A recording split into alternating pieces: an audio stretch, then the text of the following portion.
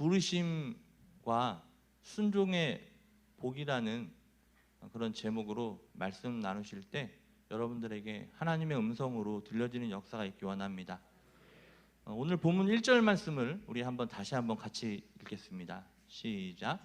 여호와께서 아브라함에게 이르시되 너는 너의 고향과 친척과 아버지의 집을 떠나 내가 내게 보여줄 땅으로 가라. 아멘. 이 장면을 제3세대라고 합니다. 그러면 1세대는 언제냐? 노아의 그 홍수까지를 포함하고 있고요. 제2세대는 홍수 다음부터 아브라함 때까지 일어난 사건들을 2세대라고 말하고, 오늘 아브라함이 이제 떠나는 이 장면부터 3세대라고 얘기를 합니다. 이 창세기는 모세 5경 중에 첫 번째 그 말씀이고요. 이 모세가 그 노아에 대해서 서술할 때 창세기 6장 9절에 보니까 모세는 노아를 그 세대에서 의인이고 당대의 완전한 자라고 부릅니다.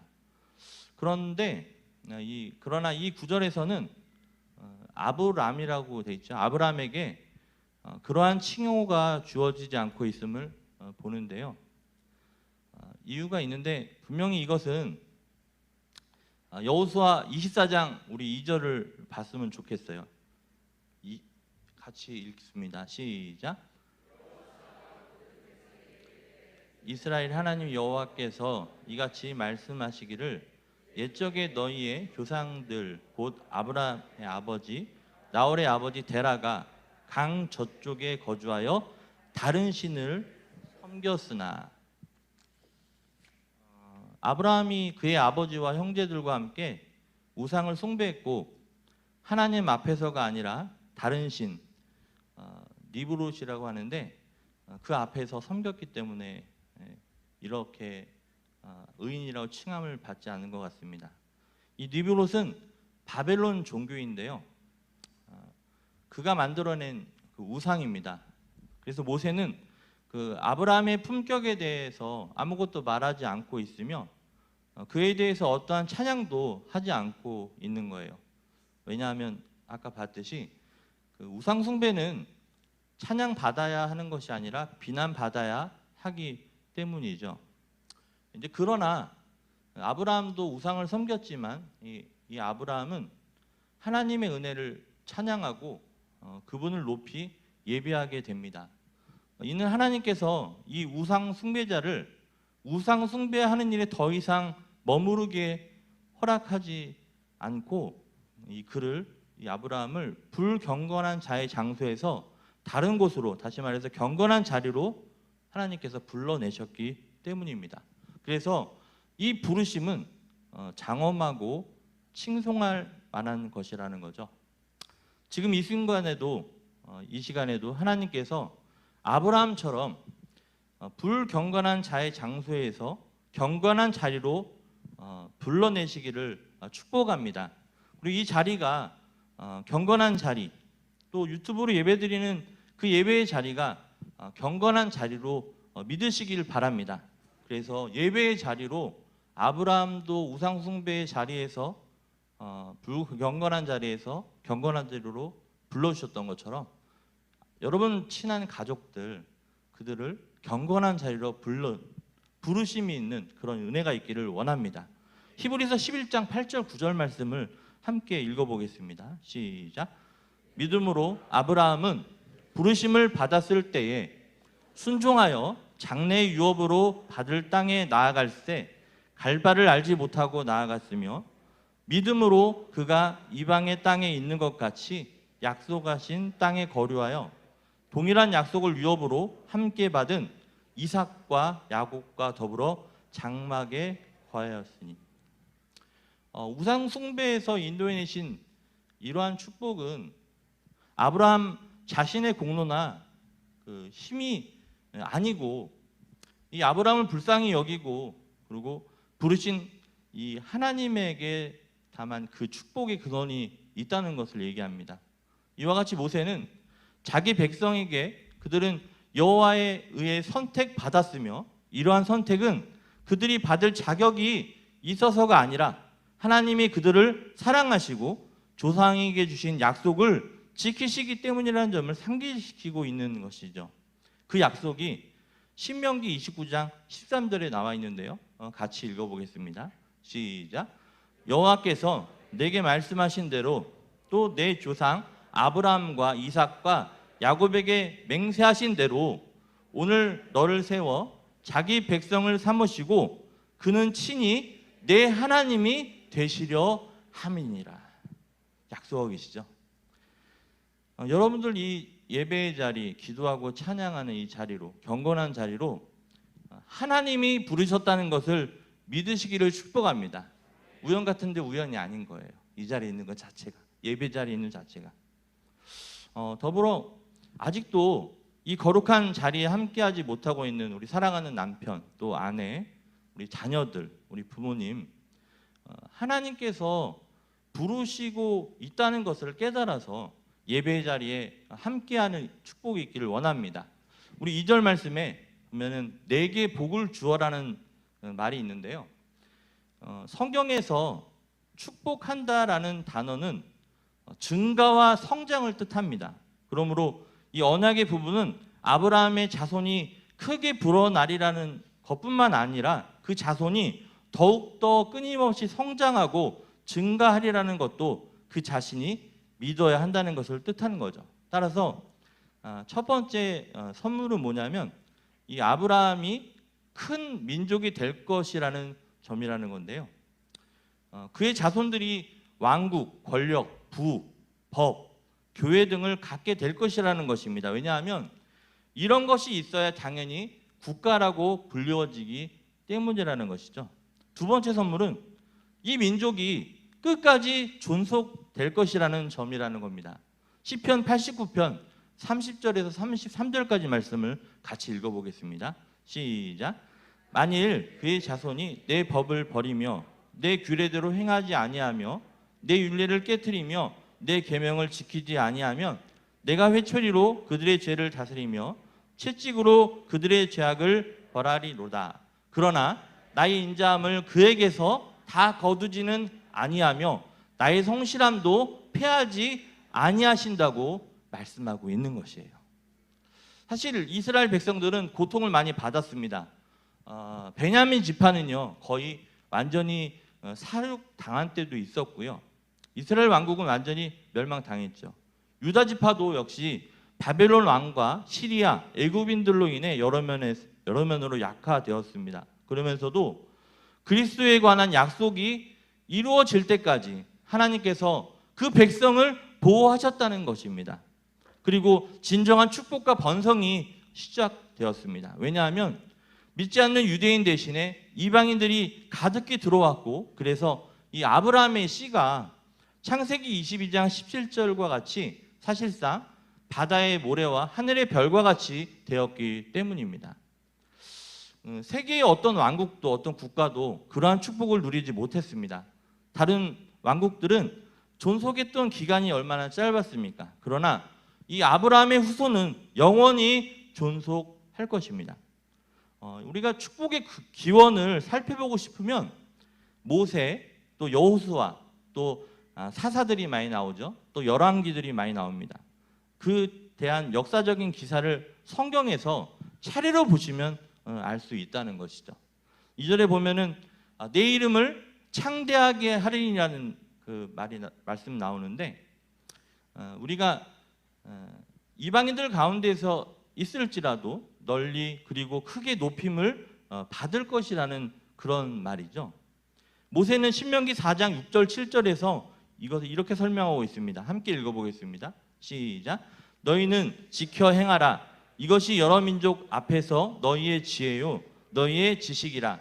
그들이 이 모든 규례를 듣고 이르기를 이 큰 나라 사람은 과연 지혜와 지식이 있는 백성이로다 하리라. 우리 하나님 여호와께서 우리가 그에게 기도할 때마다 우리에게 가까이 하심과 같이 그 신이 가까이 함을 얻은 큰 나라가 어디 있느냐. 그러나 유대인들은 그 언약과 예배와 하나님의 말씀이 위탁되었기 때문만이 아니라 그 민족의 용맹스러운 사람들 때문에 유명해진 것을 볼 수 있습니다. 모든 이교도 가운데 어느 누구를 다윗, 또 히스기야, 다니엘, 요셉, 삼손, 기드온, 여호수아 등과 같은 선지자들, 왕들, 지도자들과 경쟁시킬 수 있겠습니까? 그러므로 이방인은 이 백성을 추앙했고 또 그들을 축복받은 백성이라고 불렀던 것입니다. 어느 정도로 추앙했냐면 시리아인 나아만 장군은 열왕기하 5장 17절에 보면 그 예루살렘의 흙을 시리아로 가져왔을 정도로 추앙했던 겁니다. 느부갓네살 왕, 다리오 왕, 그리고 고레스 왕은 자기 백성들에게 이 백성들의 예배와 또 하나님을 위탁하고 다른 어떤 잡신과 다른 형태의 예배를 공공연히 정지하는 모습을 보게 됩니다. 우리 성경 볼까요? 열왕기하 5장 17절 같이 한번 읽어보겠습니다. 시작. 나아만이 이르되 그러면 청하건대 노새 2마리의 흙을 당신의 종에게 주소서. 이제부터는 종의 번제물과 다른 희생 제사를 여호와 외 다른 신에게는 드리지 아니하고 다만 여호와께 드리겠나이다. 네, 나아만 장군 얘기하죠. 다니엘서 6장 26절 한번 같이 읽어보겠습니다. 시작. 내가 이제 조서를 내리노라. 내 나라 관할 아래에 있는 사람들은 다 다니엘의 하나님 앞에서 떨며 두려워할지니 그는 살아계시는 하나님이시오 영원히 변하지 않으실 것이며 그의 나라는 멸망하지 아니할 것이요 그의 권세는 무궁할 것이며. 네, 이렇게 고백을 하죠. 또 에스라 1장 2절 말씀 한번 읽어볼까요? 바산 고레스가 얘기하면 시작. 바산 고레스는 말하노니 하늘의 하나님 여호와께서 세상 모든 나라를 내게 주셨고 나에게 명령하사 유다 예루살렘의 형전을 건축하라 하셨습니다. 이방 나라 왕들이 느부갓네살 왕, 다리오 왕, 고레스 왕들이 이 정도로 추앙했다는 것입니다. 축복받은 백성이라고 불렀다는 것이죠. 이러한 모든 것이 아주 중요한 의미를 가지고 있다는 것입니다. 2절에 보면은 따라합니다. 너는 복이 될지라. 이 민족이 번성해서 물리적으로 영적으로 축복을 받을 뿐만 아니라 또한 그 축복이 이웃나라 백성들에게 흘러내릴 것이라는 놀라운 약속이 여기에 제시되고 있습니다. 이 일이 애굽의 바로 왕에게 일어났습니다. 이렇게 욥, 또 니느웨 왕, 바벨론의 왕들, 느부갓네살 왕, 페르시아 왕 다리오와 고레스, 그 밖에 어떤 기사도 남아있지 않은 수많은 그 인물들 모두가 아브라함에게 주어진 축복의 동참자가 되었다는 것입니다. 아브라함은 이러한 일들이 성취될 때에 아브라함은 뭐예요? 이미 살아있지 않죠. 그럼에도 불구하고 그는 그러한 것들을 영적으로 보았고 또 아브라함은 믿었다는 것입니다.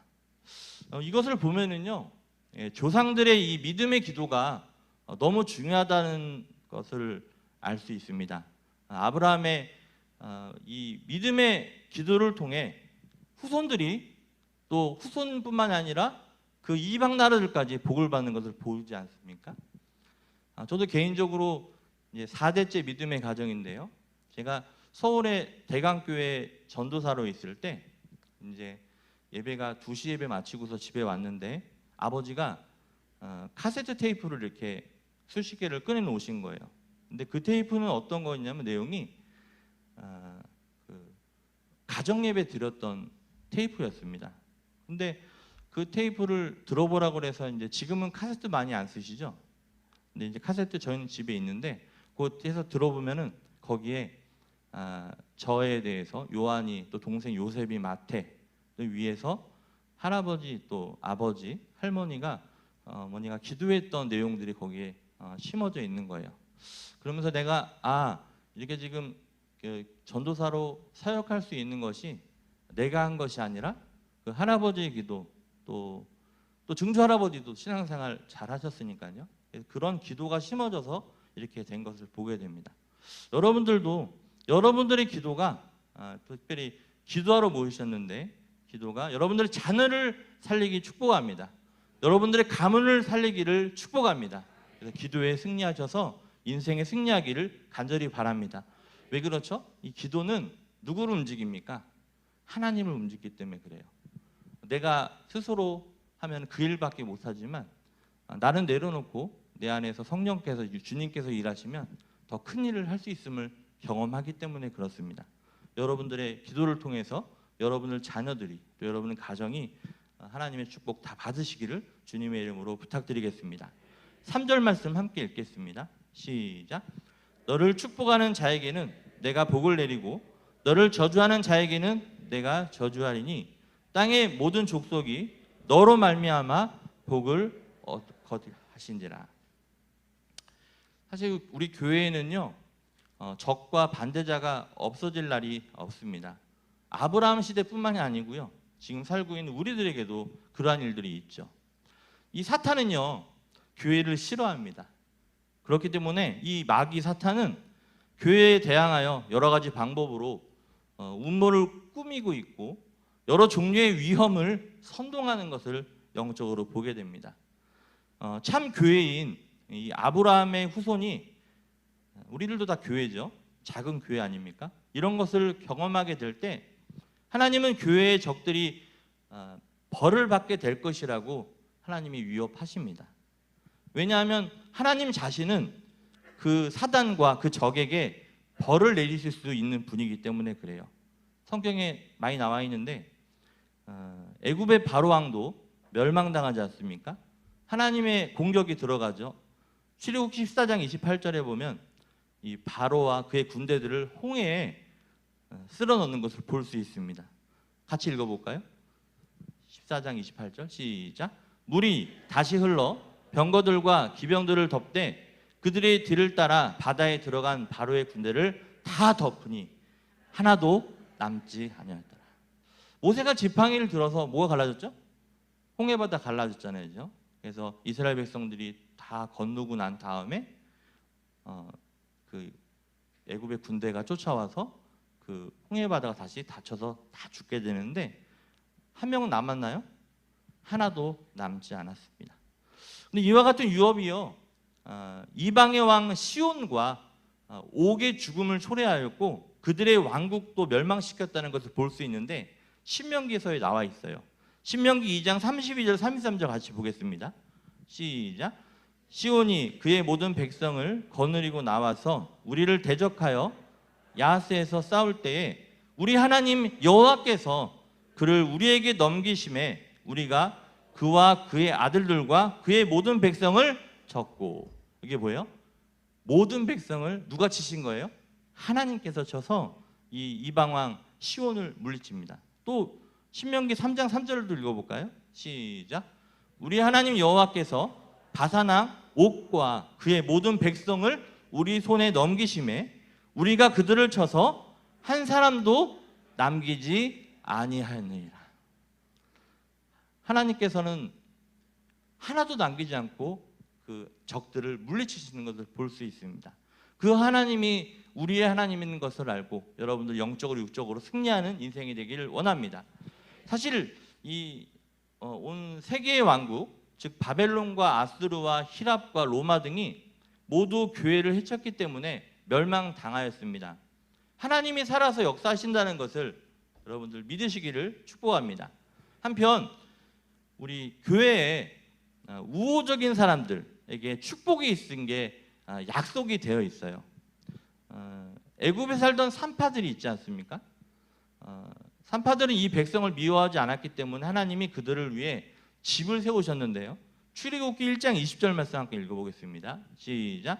하나님이 그 산파들에게 은혜를 베푸시니 그 백성은 번성하고 매우 강해지니라. 또 기생 라합도 있는데요. 기생 라합도 이 약속을 통하여서 자기 집과 함께 계속 생명을 보존케 되게 되는데 여호수아 6장 25절 같이 읽어보겠습니다. 시작.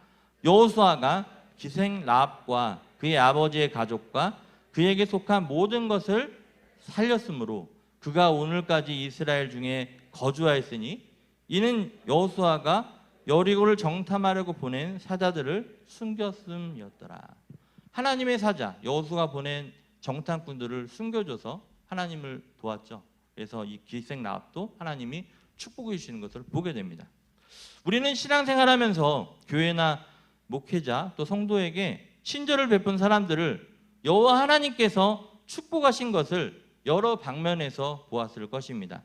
특히 열왕기상 17장 8절에서 24절에서 보면은 주의 종에게 친절을 베푼 이 사르밧 과부에게 열왕기상 17장 16절에서 이렇게 얘기하고 있는데요. 읽어볼까요? 시작. 여호와께서 엘리야를 통하여 하신 말씀같이 통의 가루가 떨어지지 아니하고 병의 기름이 없어지지 아니하리라. 주의 종에게 섬겼던 사르밧 과부에게 이러한 축복이 있게 되죠. 너를 축복하는 자에게는 내가 복을 내리고 너를 저주하는 자에게는 내가 저주하리니. 창세기 12장 3절 말씀인데, 전 사실 이 말씀을 중학교 때 이제 전도사님한테 이 말씀을 이제 받고 이렇게 기도했어요. 근데 그렇게 기도하라는 거예요. 어떻게 기도하라고 했냐면, 한번 같이 한번 하는데, 거기 보면 동그라미 3개 있는 거기에 여러분들 이름을 넣으세요. 그래서 한번 같이 한번 읽어보겠습니다. 시작. 박연을 축복하는 자에게는 하나님이 복을 내리고 박연을 저주하는 자에게는 하나님이 저주하리니. 이 말씀을 그때서부터 기도한 겁니다. 그래서 하나님, 저는 주님 앞에서 나갈 텐데 하나님께서 이와 같은 축복이 저에게도 있기 원합니다. 계속적으로 기도한 거였죠. 여러분들에게도 여러분을 축복하는 자에게 하나님이 복을 내리시고 여러분을 저주하는 자에게 하나님이 저주하는 그런 은혜가 있기를 주님의 이름으로 축복합니다. 4절에 보면은 이에 아브라함이 여호와의 말씀을 따라갔고라는 말씀이 있는데, 여기에서 이 여호와의 말씀의 이 말씀은 어떻게 보면은 예수님을 얘기하고 있습니다. 아브라함은 말씀을, 다시 말해서 예수님을 따라갔다는 건데요. 우리가 약속과 믿음은 자연적으로 합쳐서 전체를 이루는 불가분리의 관계라는 것을 알아야 될 것인데요. 뭐와 뭐요? 약속과 믿음. 아무도 믿지 않는다면 어떤 약속을 해도 무슨 소용이 있겠습니까? 그죠? 아무도 믿지 않는데 약속해서 무슨 소용이 있겠어요? 또 한편으론 어떤 약속도 없다면 믿음의 유익함이 무엇이 되겠습니까? 따라서 이 약속과 믿음은 서로 관련되어 있는 용어라는 거죠. 모세는 약속을 언급한 후 그 약속을 믿은 아브라함을 말씀하고 있는 겁니다. 그런데 우리가 사탄도, 마귀도 약속을 가지고 있다는 거예요. 근데 그 약속이 매우 훌륭해요. 그러므로 하나님의 약속과 사탄의 약속, 또 진실한 것과 거짓된 것, 이것을 올바로 구별하는 데에는 예리한 판단력이 필요하다는 겁니다. 사탄의 약속은 즐거운 것이어서 쉽게 받아들여집니다. 그러나 하나님이 어떤 종류의 약속을 할 때 그것을 약속을 믿는 것은, 믿어서 행동하는 것은 상당히 오랫동안 씨름하는 것을 보게 됩니다. 왜냐하면 우리 자아, 육체라고도 얘기하고 피라도 얘기하는데 하나님의 언약을 아주 불가능한 것으로 간주하고 있기 때문에 그렇습니다. 그러므로 믿음은 의심과 이성에 대항하여 씨름해야 하는 것이죠. 그래서 성령의 역사인 이 믿음은 활동적이고 어려우며 강력한 것인데요. 만일 우리가 그것이 참으로 어떤 것인지 살펴보고 싶다면 그것은 우리가 하는 어떤 것이라기보다는 우리에게 행해진 어떤 것이라고 할 수 있는 겁니다. 그리고 하나님이 풍성한 약속을 하심에도 불구하고 아브라함과 같이 성령의 감동을 받아 부르심을 받을 때에 모든 위협과 염려를 무시하고 하나님의 음성에만 집착하는 숫자가 얼마 안 되는 이유가 바로 여기 있다는 겁니다. 의심, 이성, 육체의 피, 자아에 대항해서 하나님의 언약을 불가능한 것으로 간주해버린다는 거죠. 따라서 모세는 이 구절을 통하여 우리들 앞에 놀라운 믿음의 표본을 설정하고 있다는 겁니다. 그리고 그는 아브라함은 여호와가 말씀하시는 대로 따라갔다라고 말함으로써 가장 거룩한 족장으로 말씀하고 있는 것입니다. 우리가 아브라함을 뭐라고 얘기해요? 믿음의 조상이라고도 얘기하지 않습니까? 순종이 만약 하나님의 명령과 약속으로부터 나온 것이라면 순종으로서 찬양받을 가치가 있습니다. 그리고 하나님과 하나님의 말씀에 순종하지 않는 것은 사탄에게 순종하는 것이기 때문이라는 겁니다. 하나님의 말씀은 순종 안 하게 되면 뭐예요? 그게 사탄에게 순종한다고. 그래서 우리는 하나님의 말씀이나 부르심이 우리의 주요 관심사가 되도록 해야 할 것입니다. 이렇게 하는 것만이 하나님을 기쁘시게 하는 진정한 순종과 예배를 낳을 뿐입니다. 그리고 우리가 이러한 것에 내 맡긴다면 우리는 양심의 증인으로 자신을 방어할 수 있을 뿐 아니라 참 위험에서도 우리가 따르는 하나님의 음성으로부터 우리가 도움을 찾을 수 있게 된다는 것입니다. 그래서 여호와가 말씀하셨다, 이 구절을 마음속에 간직하는 누구든지 모든 생활이 행복하게 향상될 것이고 희망이 가득 차게 될 것입니다. 그 말씀을 붙잡고 있으면. 그러나 우리가 이런 행복을 가진 것을 시기하는 사탄은 우리를 이러한 진정한 순종으로부터 순종하지 못하도록 떼어놓으려고 이 사단은 움직인다는 겁니다. 이 사단은 외적인 모습을 사용하여 자신의 순종, 즉 하나님의 명령을 갖지 않은 이 사탄의 명령으로 순종을 하려고 이끌려고 우는 사자와 같이 찾고 있다는 거예요. 하나님께 순종 못하도록 이 사단은 움직이고 있다는 겁니다. 마가복음 10장 21절에 그 부자 청년이 나오는데요.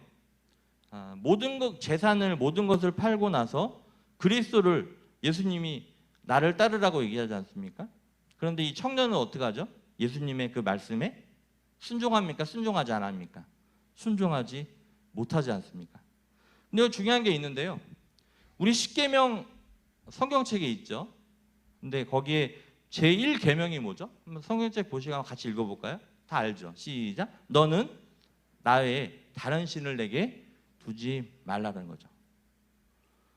하나님보다 더 사랑하는 것이 있으면 그것이 바로 우상인 거죠.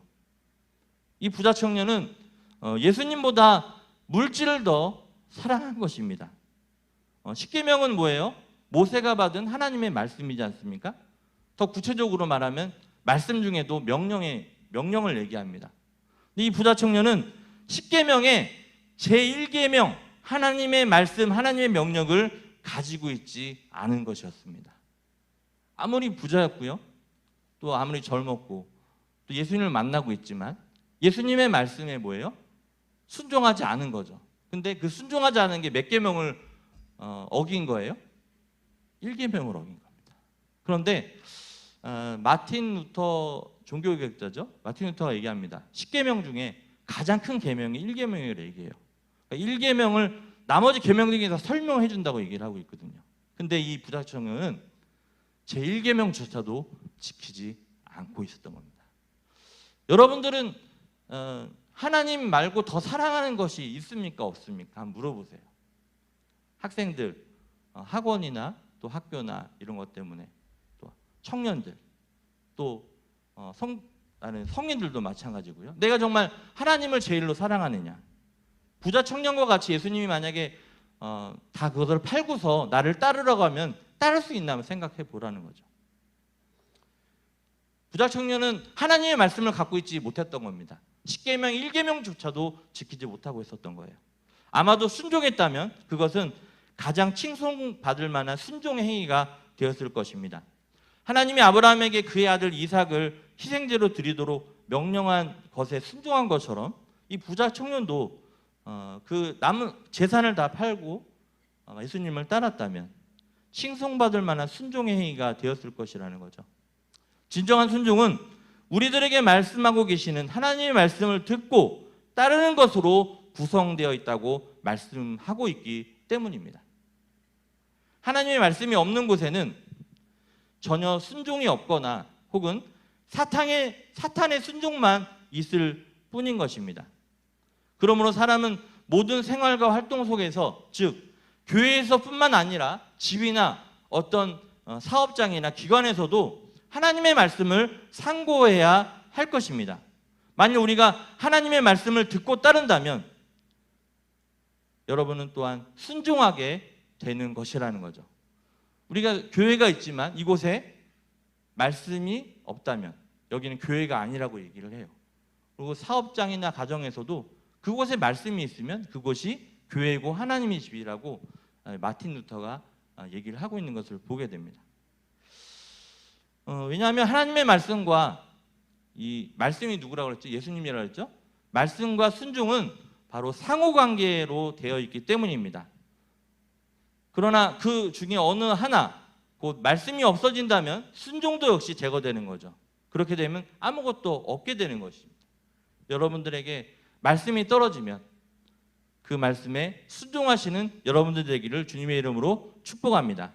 예수 따라가며 복음 순종하면 우리 행할 길 환하겠네. 주를 의지하며 순종하는 자를 주가 늘 함께 하시리라. 의지하고 순종하는 길은 예수 안에 즐겁고 복된 길이로다. 제가 수요일날 설교했는데 여호수아를 하나님이 여호수아를 세우시고 함께 하신다고 말씀했거든요. 근데 그 함께 하시는데 그 전제가 뭐라고 그랬어요? 하나님의 말씀에 순종하는 걸 얘기했습니다. 이거 찬송에도 얘기했죠. 첫째 줄에 보니까 복음 순종하면 우리 행할 길이 어떻게 하겠네? 환하겠네. 순종하면 여러분들 인생이 뭐 하겠다? 환하겠다는 거죠. 주를 의지하고 순종하는 자는 그 다음 뭐예요? 주가 늘 함께 하시리라. 순종하는 자에게 주님이 함께 하신다는 거예요. 한순간만 항상 늘 함께 계시리라. 의지하고 순종하는 길은 예수 안에 즐겁고 어떤 길이로다? 복된 길이로다. 순종하셔서 여러분들의 길이 환해지고 또한 주님이 늘 함께 하시고 복받는 길 되시기를 주님의 이름으로 축복합니다. 찬송 1절만 한번 같이 해볼까요? 예수 따라가며 시작. 따라가며 복음 순종하면 우리 행할 길 환하겠네. 주를 의지하며 순종하는 자를 주가 늘 함께 하시리. 아멘. 의지하고 순종하는 길은 예수 안에 즐겁고 복된 길이로다. 아멘. 순종의 복이라는 것을요, 제가 얘기한 게 아니라 말씀에서 찬양에서 곳곳에서 얘기하고 있는 거예요. 승리교회 사역하면서 그전에는 마찬가지지만 한 번도 불순종한 적이 없었습니다. 4절에 보면은요, 롯도 그와 함께 갔으며라고 되어 있는데 여기에 그는 누구죠? 롯이 그와 함께 갔다는 그가 아브라함이지 않습니까? 여기 하나님의 놀라운 교훈이 있는데요, 이 약속은 아브라함에게만 속해 있는 것이었지 롯에게 속해 있는 것은 아니었습니다. 그럼에도 불구하고 하나님은 아브라함에게 동반자로서 롯을 포함시키고 그의 마음을 감동시키는 것을 볼 수 있는데요, 그래서 롯은 자기 고향에서 우상 숭배자들과 함께 노예로 남아있기보다는 차라리 삼촌인 아브라함을 따라서 이방으로 가기를 원하게 됩니다. 이는 아브라함에게 주어진 언약은 아브라함과 그의 자손이 축복을 받게 될 뿐 아니라 그 자신도 복의 근원이 되리라는 것을 말하고 있습니다. 즉 비록 그 약속이 다른 사람에게 분명히 관계하지는 않지만 아브라함을 통해서, 그를 통해서 그들이 축복의 동반자가 되리라는 것을 이 본문이 뜻하고 있기 때문이에요. 그래서 가까운 곳에 하나님의 말씀이 있는 사람, 말씀을 가지고 있는 사람과 있는 것이 축복이라는 겁니다. 여러분들이 말씀을 가지고 있기를 축복합니다. 그렇잖아요. 얘기하다 보면은 우리 뭐 장로님이나 권사님이나 집사님이나 목사님, 전사님 입에서 뭐가 나와요? 세상적인 얘기가 안 나오고 말씀이 나오는 분이 있어요. 근데 그 말씀이 나를 살려요. 그 말씀이 나를 살린다니까요. 제 얘기가 아닙니다. 하나님 말씀이죠. 그래서 말씀을 가지고 있는 사람과 함께하는 것이 복이라는 거예요. 그래서 저는 이제 목회하면서 어떤 모임을 하든지 간에 그곳에 말씀이 있어야 된다고 생각을 하는 거예요. 왜? 거기에서 하나님이 일하시기 때문에. 우리가 일반적인 모임이 아니지 않습니까? 예? 밥 먹으려고 회비 거들려고 그런 게 아니잖아요. 우리가 뭐 하려는 거예요? 하나님 따라가려고 하는 거잖아요. 이 롯은 결국 말씀이 있는 아브라함을 따라가서 승리하게 됩니다. 나중에는 이제 안 좋은 결과가 나타나지만 성경에는 이와 같은 예를 보여주는 역사적인 기사가 많이 있어요. 시간이 많이 가서 조금만 더 할게요. 애굽의 왕은 거룩한 백성에게 속해 있지 않지만 요셉의 종교를, 요셉 아시죠? 요셉의 종교를 포용했을 때 약속, 즉 축복의 동반자가 된 것을 보게 되고요. 니느웨 왕은 요나의 믿음을 받아들였기 때문에 하나님의 백성이 아니었지만 그 백성에게 주신 언약의 동참자가 됩니다. 또 우리는 여기서 욥과 다니엘이 있었던 바벨론의 왕과 페르시아의 왕들을 첨가할 수 있습니다. 여호와 하나님은 그들의 종교로 인하여 그들의 통치를 축복해 주십니다. 그래서 그들은 대단히 성공했을 뿐 아니라 그 믿음을 통하여서 영원한 축복의 동참자가 되는 것을 성경을 통해서 볼 수 있습니다. 오늘날 복음을 받지 못한 사람도 주의 말씀 때문에 그분이 교회에 허락하신 평화를 즐기고 우리의 축복에 참여하는 일이 일어나고 있습니다. 왜냐하면 그들은 우리의 삶에 동참하기 때문이죠. 즉 그들이 우리 가운데 거하고 우리가 그들 사이에 거하기 때문입니다. 하나님은 자비가 풍부하심으로 모든 사람들이 자신의 은사를 받고 기뻐하시기를 원하십니다. 그러므로 롯 말고 룻이요. 룻이 시어머니에게 룻기 1장 16절에 이렇게 얘기합니다. 같이 읽어보겠습니다. 시작. 어머니의 백성이 나의 백성이 되고 어머니의 하나님이 나의 하나님이 되시리니. 이렇게 말한 것 같이 하나님의 축복에 동반자들을 첨가하신다는 거죠. 룻이 얘기합니다. 내가 비록 당신의 백성이 아니더라도 당신의 하나님은 나를 버리시지 않을 것이고 하나님을 나를 보살피시며 내가 과부로 살지 않도록 해 주실 것입니다 라는 그런 뜻이죠.